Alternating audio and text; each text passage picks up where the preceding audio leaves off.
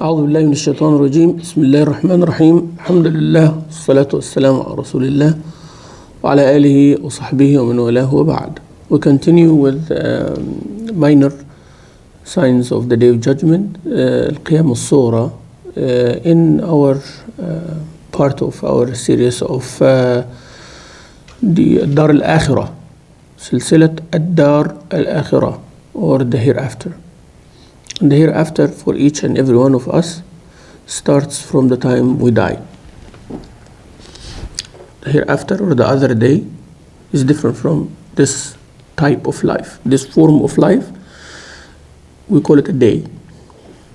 هذا يوم. The other one is يوم. Allah Azza wa Jalla said, هذا يومكم الذي كنتم توعدون. This is your day that you've been promised. So it's called اليوم الآخر, الدار الآخرة, the other day, the hereafter. So hereafter for all humanity is when life in this world ceases to exist. This world, this earth finishes. And the Yawm al-Akhir for each one of us is when they die. It is like the hadith of Rasulullah sallallahu alayhi wa sallam says the gate of Tawbah is open unless or until your soul comes to your throat, or when the sun comes from the west. So sun comes from the west is for everybody, life or death. That's the sign of the end, all right? But the end for each individual is when that individual dies. Same thing. So your day, your Yawm al-Akhir starts from the minute you die, and the Yawm al-Akhir for everybody is when everybody dies. Okay? So that is the concept we are talking about. Last time we talked about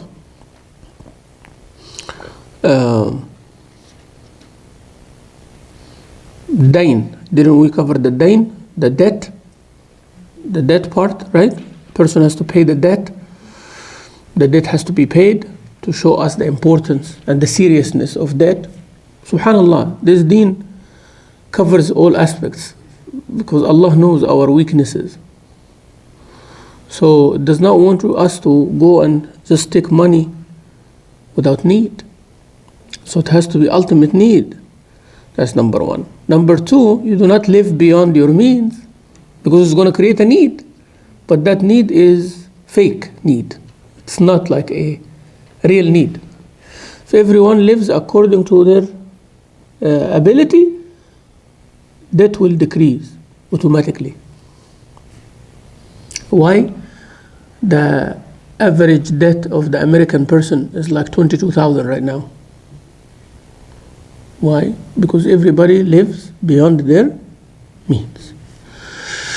Once people start living within their means, they will not ask for loans. They will not use credit card. So all this will collapse. But the whole idea is creating the need for you. Mirage need. You need this, you need this, you need this. I need this, I need this. But you look at it, no need. Yesterday, I was watching in the TV, Netflix. Sometimes I like to see the new things, what happens here. Sometimes good, sometimes bad. So people fastly judge, Oh, the Sheikh is watching this, or the Sheikh watching. I don't have time actually to watch. But sometimes you rest. Like you're reading, you're preparing, or you rest. You have to do something new. But anyways, my eyes caught on a show that's called Tidying Up. Tidying up, arranging things. And this is a Japanese woman.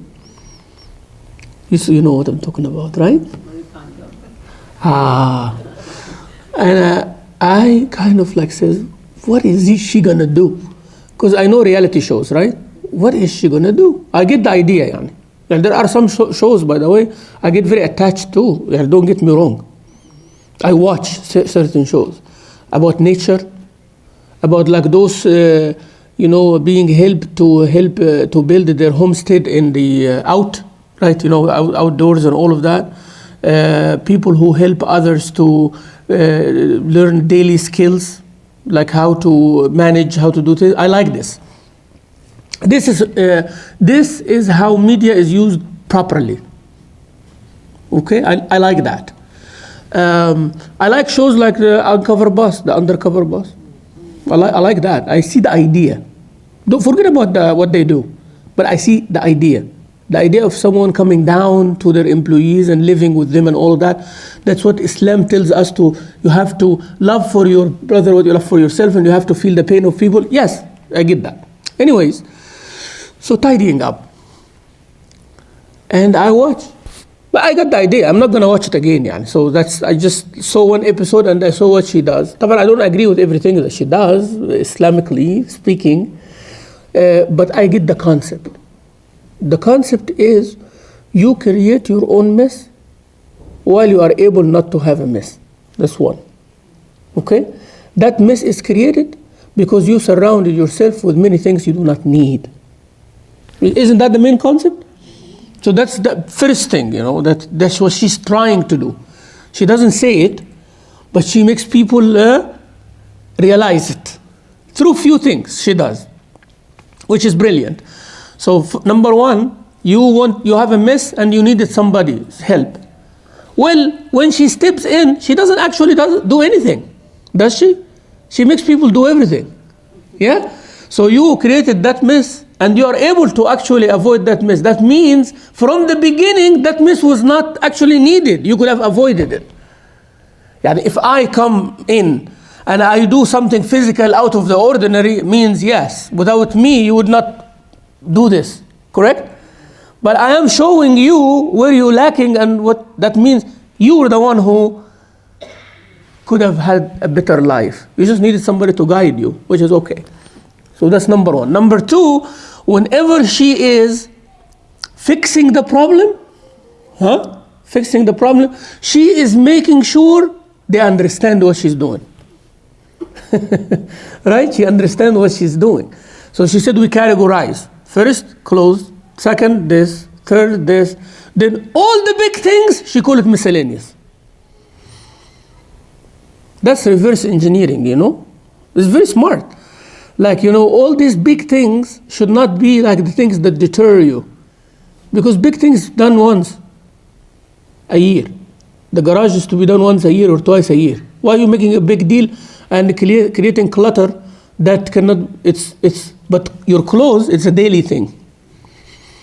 So sometimes you abandon something that can take one day of your year, all right? And you handle wrong the things that you're supposed to organize every day. You understand all of these ideas come, I see those things with the critic. Why is she doing? Why is she saying that? Right? Another thing that she says, subhanallah, she does, mashallah, the make them do. So she said the first thing, bring all your clothes in one pile. Everything you have. That is called clothing. Your item, like my item, Mamdouh, she would come and say, bring all your clothes, everything, socks, everything that you put on your body, put it on one pile over here. Okay? So, and she asked every member to do the same process. Okay, so the wife started bringing her thing, and the wife started crying. So why are you crying? She said, I never realized that I have all these clothes. So the idea was to do what? She said, I am looking at things, I'm not recognizing them. Are these mine? Really? Then she says, okay, now I want you to categorize them to two. One, the things that you do not need, right? And when you realize that this piece of clothes you don't need, you have to say thank you to it. I'm telling you, I don't agree on the things, but I agree on the concept. I agree on the concept, because sometimes you take off your clothes and you throw it like that. Means what? You are not appreciating. I'm telling you, like why our children have all the clothes on the floor.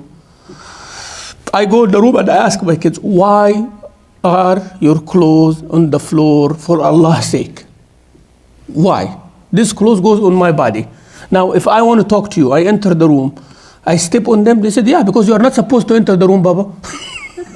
They always have an argument, right? And what you do, and you go jump around, you have to step on these clothes. Those clothes came out from the dryer now. Why they are not hung on a hanger and they are put in categories? I am like that at home. So they said, you are not from this era, you're just like, you don't. But my analysis is, anything you throw on the floor means you do not appreciate. That's a rule, If you are putting your toys or things on the floor, that's the reason. That's the reason. Once it is done, you're gonna put them on things and put it on the shelf. Why do you do that? Because you want discipline. It is not like, I put them in the box, they are gonna go down again. Yeah, that's the whole idea. They go down again to play with, and then they are organized. They go down again and they organize. Otherwise, don't get them. If this is an issue for you, don't get them. Don't get too many toys for your children. You get the idea? Don't get too many. Why you have to, 1 or 2 toys enough? No, but I want my child to enjoy. Then you have to be organized. You are having all these clothes, then you have to learn how to maintain it. Because if you have 2 shirts, 1 shoes, and this, and 1 coat, and all that, then it will be very easy to maintain. Yes or no? Yeah. You want to go over, then you have to go over in the discipline. Why not, yani? You want a big house, you make sure that the big house is as clean as when you were in a small house. Why people are very good when the masjid is a small musalla? Huh? But when it becomes a big masjid, a big mess. Why? Because this all in the same concept. Okay? All in the same concept. We can manage this little, but we want this big. Type, you want this big, you have to, whatever you are doing little, you have to expand more. I'm having $1,000. I'm doing my budget on $1,000. I want $10,000. Okay, you got the $10,000. You're going to act like someone who, no. You have to now make new categories and new things, and you have to maintain more. Actually, that's why people, when they get richer, they get more eager, like controlling of the money. So that sometimes you said, why this person, is very easy for them to spend $500. Because you are comparing them to you spending $5. That's not the way it works. Because, he put more hours and more work to gain that money, so he's actually more careful in spending that money. Okay? But always middle class is the one who want to do what? Spend more. And in Egypt they have اصرف ما في الغيب, اصرف ما في الجيب, أتيك ما في الغيب. Spend what is in the pocket, all the ghaib will come to you. Ghaib, ghaib unseen. The things unseen will come to you. So that's wrong. That's wrong. Manage what is in the pocket. Inshallah, you are not going to suffer from that. Manage it. We're not saying be miser. We're not saying, go ahead and spend it. No, manage. Have financial literacy.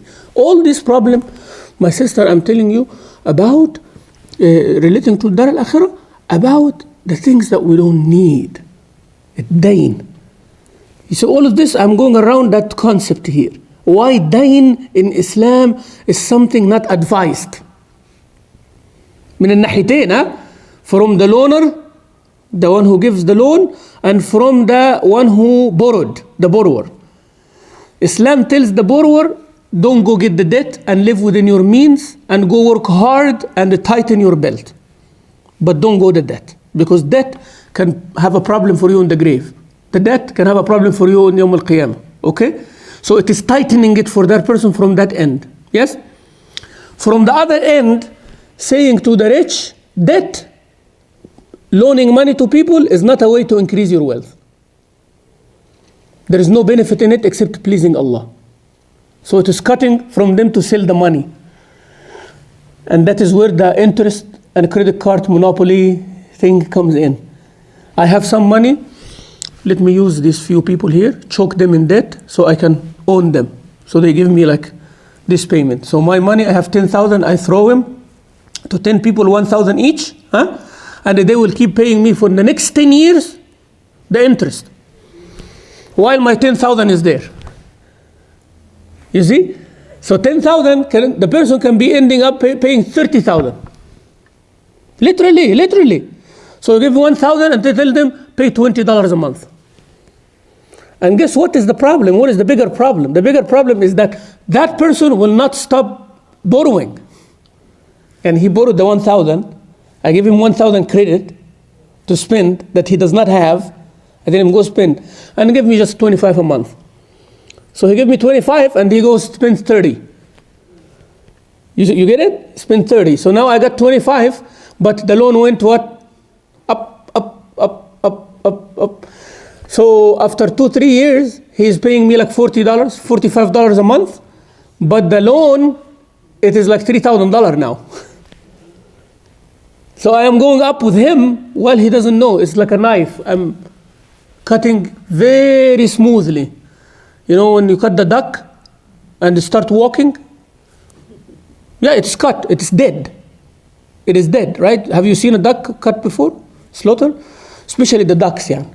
Ducks and geese. You cut the head, not sever it, yeah. You slaughter, Bismillah, Allahu Akbar, and you slaughter. If you leave it, it will start walking from here like till the end of the wall. It is not realizing that it is dead. And that's why they say Sikina Sar'ah.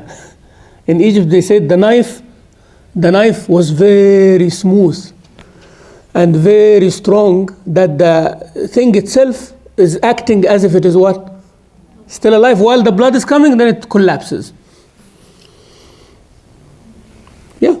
So that's why they said you hold it as a biha. After you cut, you hold it. Why? Because it's gonna walk. Why the camel, when they stab it, they have the leg tied up. So if it starts walking, it collapses. You understand? Yeah, because the animal, when the knife is very sharp, you will not feel it. And if you cut yourself, if the knife is very sharp, you feel it later. Actually, you scream because you're looking at it. It's not the pain. You agree or not? Some people sever the whole finger in a machine or something like that. And they cry, if they are not looking, they will not even realize. هكذا الdebt. Credit card is exactly that. So yeah. You spend as if you own the money. But you are actually... Because once you accepted the $1,000 loan, you are in the hole. And you are digging it deeper every day. So if you can manage it, if there is a 50-50 chance that you can get out of this, after 2 years, there is 10-90. After 5 years, 0 chance. You're already caught there. So now you are 4,000-5,000 deeper. And then another credit card comes and slaughter you again. And another one comes and slaughter you again. And you're happy. My credit score is getting bigger. It's getting better, huh? Now my credit line is like 30,000. Yalla, Bismillah, dig a deeper hole.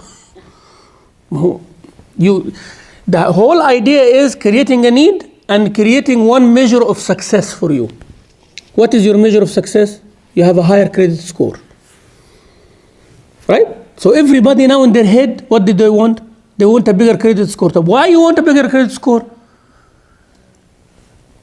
So I can get a better credit card. So why you want to get a credit card? So I can spend more money than I have. Why you want to spend more money than what you have? Oh, kid. It's just like that. And you find a millionaire who is giving people credit card. They don't have credit card in their wallet.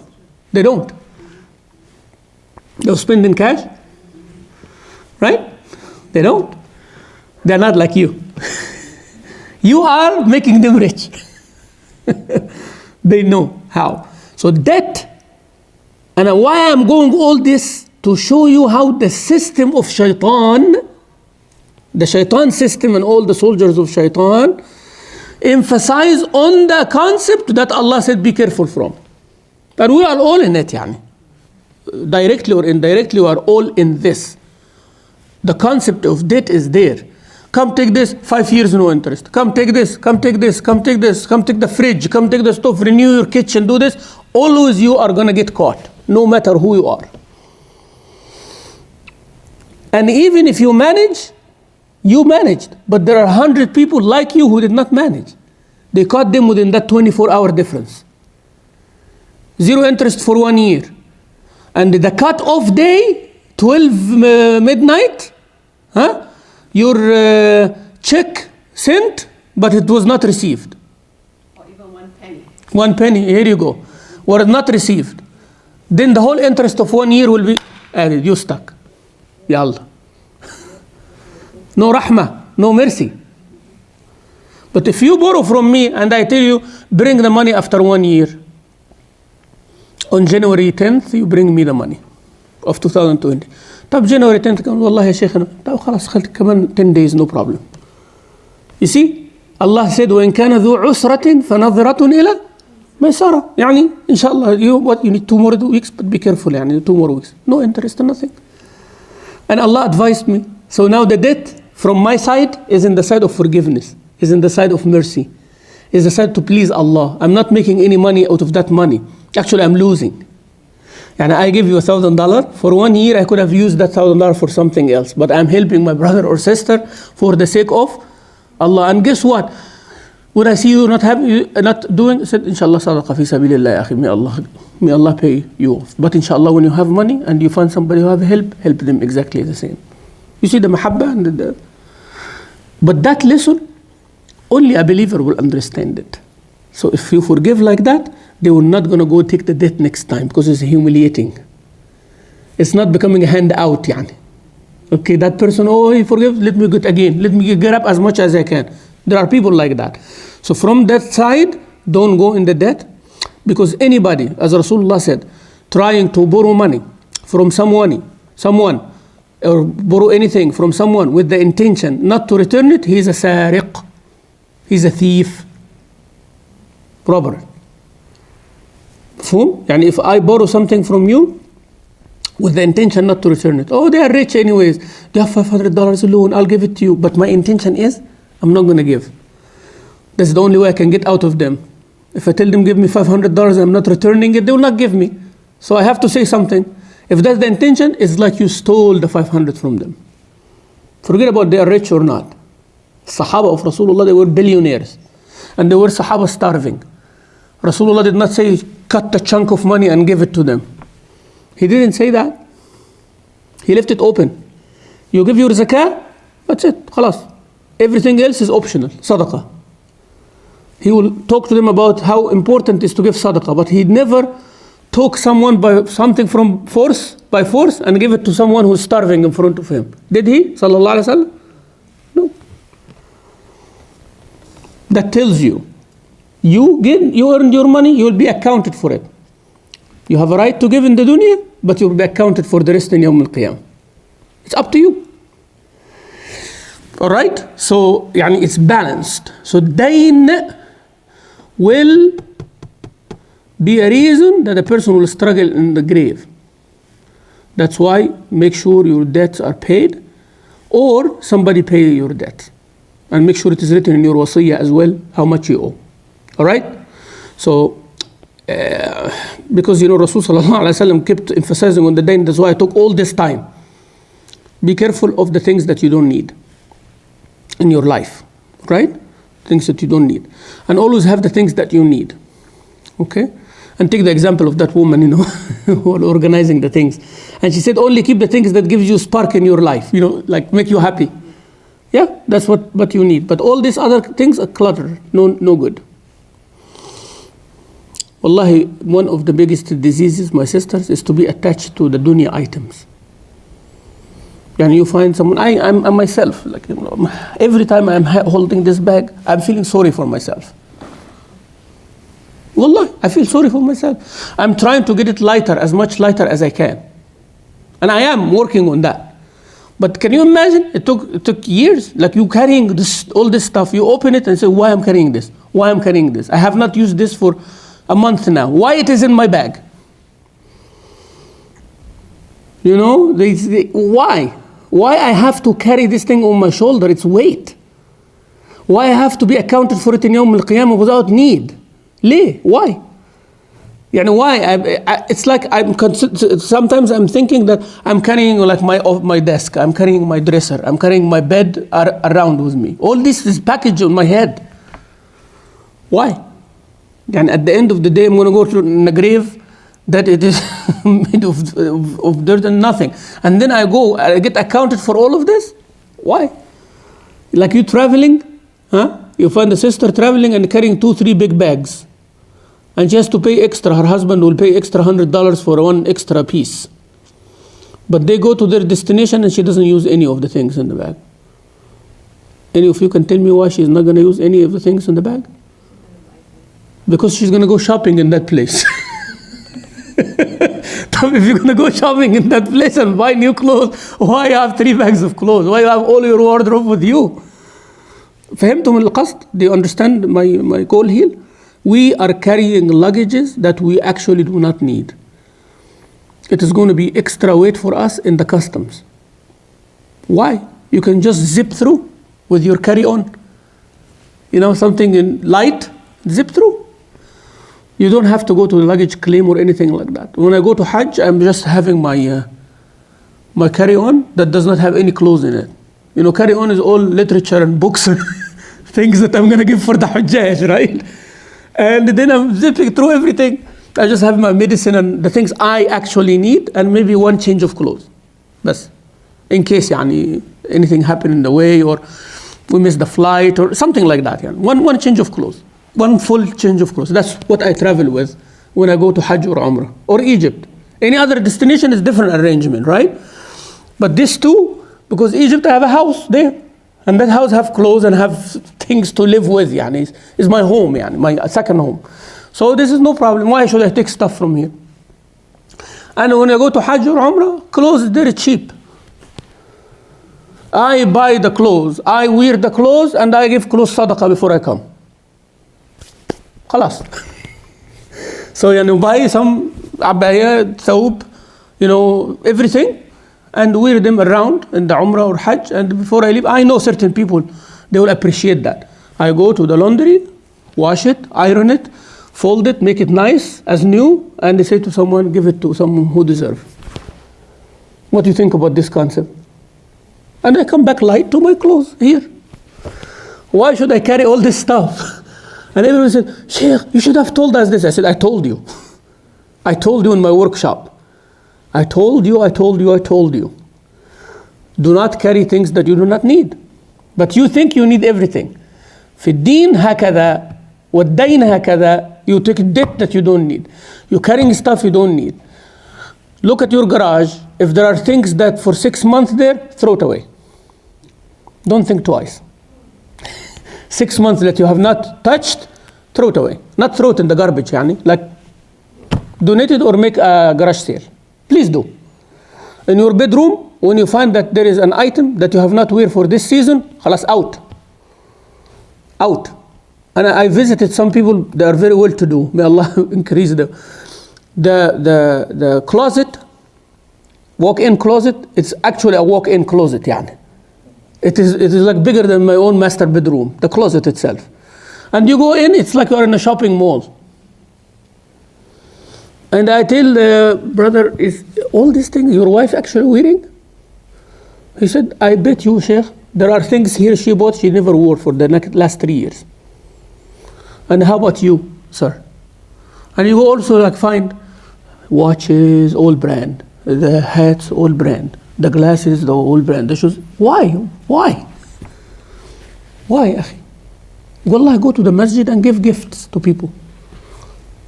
It will be better for you. Sahih. This will be better for you if you go give one of those glasses to someone appreciate and, hats, one of the youth. And we're talking like things, $500, $1,000 items. It's not like cheap stuff. Did you wear it? No, I did not wear it for them. But why is here? ليه يا اخواننا كده? You'll be accounted for this. Don't you agree? You'll be accounted for this? Wallah, you'll be accounted for it. What is it doing in your closet? Why? Why is it there? Why do you have that big closet? Why do you have that? And people are not happy. Why I'm there? Just to make dua because they're not feeling good. They wanted to see if the house has jinn or not. You know what I'm talking about, right?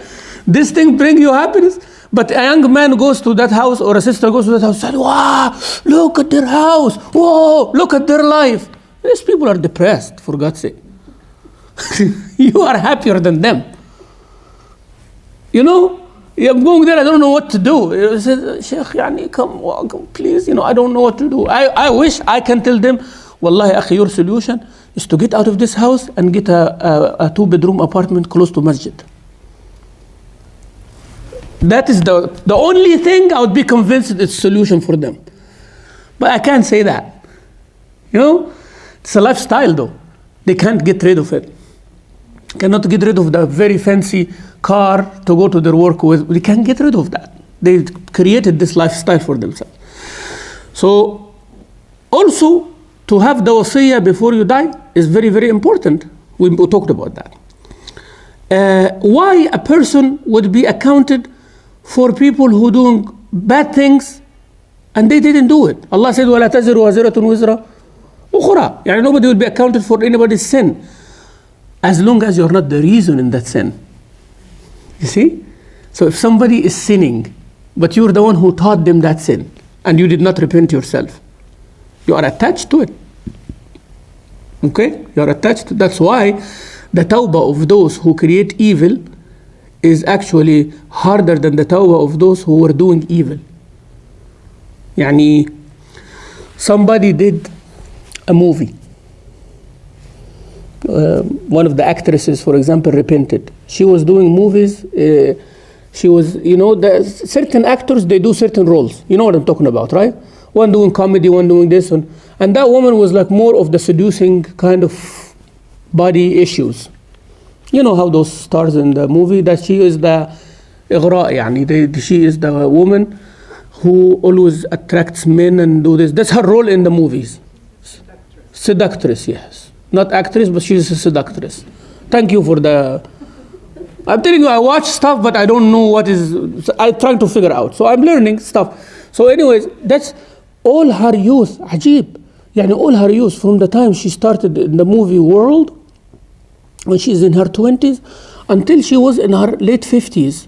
She is acting like that. And then Allah guide her. May Allah accept Ya Rabbi from her. Wallah, I pray. And she's not the only one. May Allah accept from her tawbah. Say Ameen. Tawbah is open for everybody, right? But I am saying how hard it is. Now she, on her own, she repented, she cried, we hope that she's sincere, right? And she went to Hajj, Umrah, talked to the Sheikh, what should I do? What should I do about all this heritage? Yani everything she left for the Ummah is deviation. Now you understand the problem here? How many boys and girls were raised on this garbage? And I'm sure you can relate in any culture, you can relate to this. Right? Like, someone was raised, born until they were like in their 40s or 50s, and that's what they were seeing in the TV. They were seeing that woman as that model. Okay? So it affected their life. How many people committed adultery because they saw this? How many people did this because they saw that? How many people disobeyed Allah by actually watching this? And now she repents. But she caused what? That's what we're talking about. The person who invented the cigarette and smoking. The person who invented the computer virus. The person who wrote the code. Well, virus is what? It is not like an actual infection virus. Yani. It is a code. And a very smart person who does it. It's not like a dumb guy. Yani. It's a smart person who writes the code that when you get to the computer, you devour everything. So how many lives they're missed? And then they come and repent, and I'm willing to pay for my problems. What you going to pay for? How are you going to fix those lives, the millions of dollars people lost, the lives that people lost, the computers that messed up, the people who were fired from their jobs? Yani, how are you going to do? Okay? So the same thing for a person who did not teach his family what to do after his or her death. That is the negative effect here. Not doing. The other one we talked about is doing, that affects others. Sometimes not doing also affects others. And you will be accounted also for being quiet. So don't think being quiet will always help you. Like being quiet while you can talk is as bad as when you talk while you're supposed to be quiet. Actually, sometimes it is worse. You know why? Because you can talk while supposed to be quiet, and people can tell you that is wrong. Correct your statement. or you apologize, but when you are quiet, you didn't say anything and the problem happened, it doesn't matter how much you talk now. So sometimes the passive aggressive is bad. You know passive aggressive, right? You don't care, like, okay, do it. That actually is sometimes worse. So that's why sometimes people fighting, they want the other person to be nervous. You know, once they shout, alhamdulillah. So now we are on the same boat. You know, but if somebody is quiet, it is like, what's going to happen? It's a ticking bomb, right? So that's why Rasulullah sallallahu alayhi wasallam told us, whoever can change munkar, change it with your hand or with your tongue. Yani do not be quiet unless if you talk it's going to hurt you, then you deny with your heart. But you don't start denying with your heart while you can talk. That means you'll be accounted for this. Yani if I know that there is a fight, and when I say, Ya Khwani, be quiet, and the fight will stop, and I stay quiet, and they hurt each other, I am responsible about that one. I'm just telling you an example. And me, the Sheikh, sitting, and the two brothers fighting, and they started cursing each other, and I know if I stand up and I tell them, please sit down, and they will sit down, but I don't do it, and they start punching each other, I am carrying every punch from both sides. You see what I'm talking about? So don't say it's not my business. It's your business. If your word can change wrong and you saved it, you are participant in that wrong. So it is not always that we become in the individualistic civilization here, culture, and say I don't care about others. It's not my problem. You know, you hear that word, it's not my problem. Yeah, I know it's not your problem.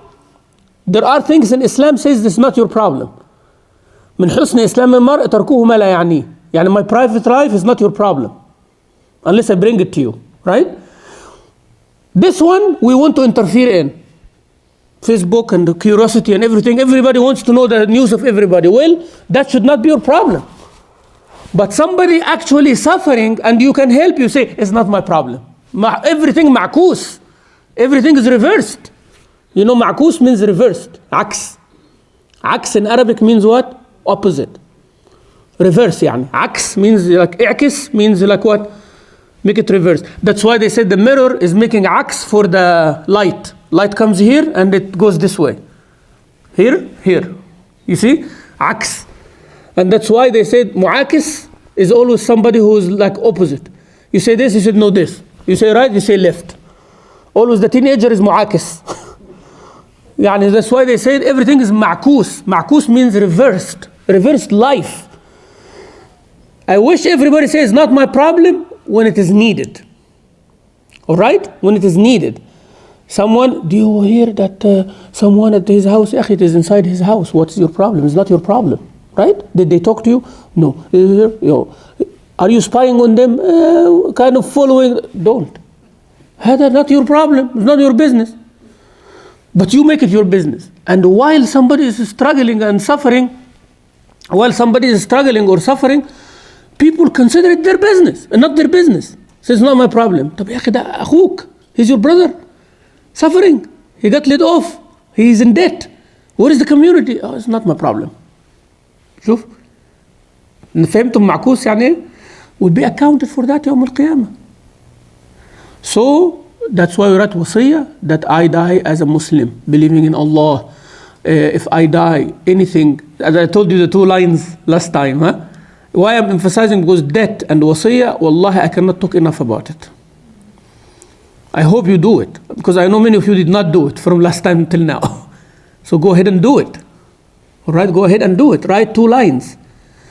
Upon my death, I, Mamdouh Mahmoud, the servant of Allah, Abdullah, أشهد أن لا إله إلا الله وأشهد أن محمد رسول الله, the death is right and all of that. All of this موجود على الإنترنت يعني. The Islamic Wasiyyah, you will find it in every language. Okay?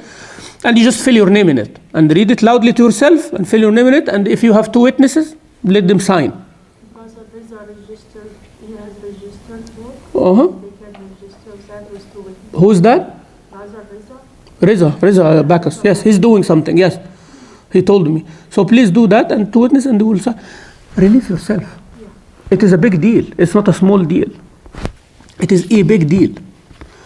You do not want to be accounted when you are very vulnerable and needy for every hasana, every dua. So you start 2 lines and say that, anything that happens against Quran and Sunnah, I am disassociating myself from. I am asking all those whom I leave behind to follow the Quran and Sunnah from the minute I die until they bury me. So you already order them what to do, and you disassociate yourself from if they don't. واضح? May Allah Azza wa Jal make us a good ending at the end. Sallallahu ala Muhammad wa alihi wa sallam. Yes? Can you say what you just said again?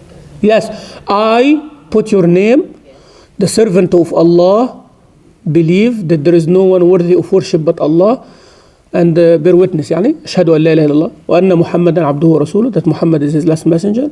I believe in the deen of Islam. I believe that Allah is true, حق, that Al-Jannah حق, and the hellfire is حق, and the maut is حق, truth, right? And that Muhammad Rasulullah is حق, and that this dunya is finishing, and the Akhirah is the eternal, right? Then you said to proceed, أما بعد, right?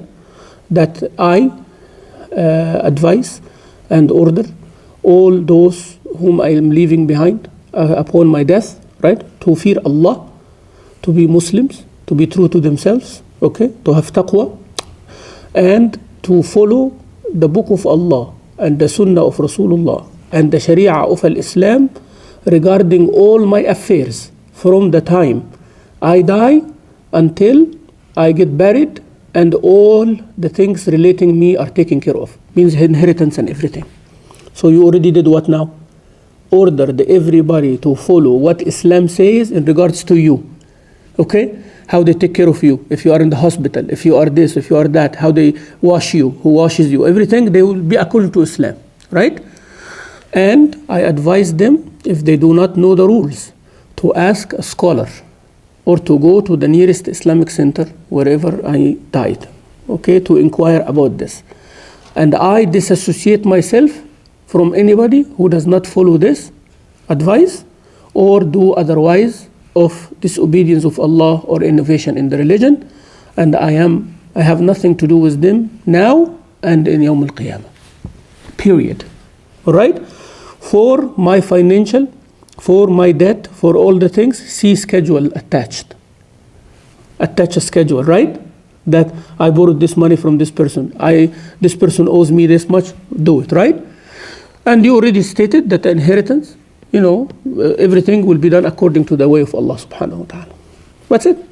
1 page. Less actually than 1 page. You can print it on your own computer. But if there is a form, khalas, alhamdulillah. And if there is a form already, make sure those points are in it. Alright, because the form, it takes time to think and edit it becomes nicer. But make sure those points are implemented there somehow. So, huh? She was just saying that. Is what? It's in the video, yes. Make sure the points I mentioned now, they are incorporated into any form.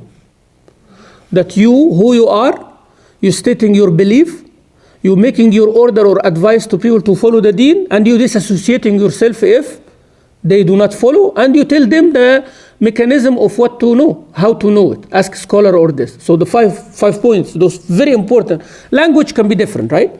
But make sure they're incorporated. Who are you? What you believe in? What you're advising people to do? How they're going to do it? And what happens if they don't follow it? 5 نقاط. They are very important in the Wasiyyah. Who you are? Mamdouh Mahmoud Mustafa. Believe I'm a Muslim, I believe in Allah and the day after, hereafter, and all of that, right? And I advise all those who after me to do 1, 2, 3, 4, 5, 6, 7, 8. You can go details if you like. I just give you the concept, right? And then how they do it, ask the scholars of the time, ask those people who are there, or the Islamic center, or obtain a written whatever. And if you don't do, أنا بريء. I have five points. Any financial, attach schedule. Any other dealings, attach schedule. You need forgiveness from someone, attach, right? You need somebody to do something, attach. Like always add the what they call it, the amendment or things. And you can amend this, but those 5 points will never be amended, right? Alhamdulillah. Alhamdulillah. Anything else can be amended. Your financial can be amended. Somebody born, somebody died, somebody divorced, somebody this. All these things can be amended. Like I write in my Wasiyyah that I want my wife such and such. No, she's not my wife anymore, so she's out, right? I want my son, well, my son is different. You keep editing things as needed. You paid off this, so you change the schedule. So always, it gives you a way that you are always attached to your end. You are not ignoring it. So there is thawabit, belief and all that will not change. And there is things that changing. So always you are on top of it. You are changing the things, like visiting it, revisiting it. And you are eager to pay your debts. So it's very, very important, inshallah Rabbil Alameen. So inshallah we continue with this beautiful silsila. And as I remind myself and all of you, it is not merely mentioning the steps of Dar al-Akhirah. It is the main goal of it is what to do now so we can draw how Dar al-Akhirah is. Some people they address, and this is going to happen, and the sun comes from the west, and the Dajjal will come, and this, we already know this part. Okay? But to relate to what we do now, that is the missing piece. Okay? So that's what I give you perspective today on debt, getting rid of things you don't need, live within your means, try to go reorganize your life. Make that New Year resolution. I give a khutbah about it. The New Year resolution, I give khutbah in Da'wah Center. I think you'll find it in Vimeo and all of that. There is one khutbah about that. And I give also here. So it's very important to always do this. What is new I should do? I should regain my health. Like my theme in here in the masjid is this is the year of leadership for the community, right? That's me, the Imam, saying that this is to bring more leadership in the masjid. The sisters will be qualified to do certain things that they were not doing. Okay? The brothers will be qualified to do something through knowledge and training. The youth are trained to do things that they were not doing. Okay? So that's the year of leadership. But at my home, we call it the year of health. So this year, the resolution for all of us is what? The year of health. Mental health, physical health, emotional health, relationship health, everything health. And talk about it, you will find actually it covers everything. We're going to have healthy conversations. All right? We are going to have healthy relationships. We're going to smile more. We're going to laugh more, right? And we're going to be together more. We're going to eat together more. We're going to go out more. We're going to care about each other more, right? Healthy. And then we're going to gain our health. We'll exercise. We'll eat healthy. We'll shop healthy. Okay? So all of these things will be very, very important to start your new year resolution. And this actually incorporates Dar al-Akhirah. Because all what you do here, it affects you where? Over there. So when we become more organized, we're caring for each other, we are healthy, we can worship Allah more. We can, when we eat less, we have more energy. And we sleep better, and we do all these things. So inshallah, try to find your own theme. Maybe your theme is the theme of education. All right? So seek education. Then you say, what I'm going to learn this year. You are a healthy person anyways. So it's not going to be a theme for you. So create another theme. I'm just giving you an example. May Allah subhanahu wa ta'ala help all of us to achieve what is best for us in the dunya and akhirah. Walhamdulillahi rabbil alameen.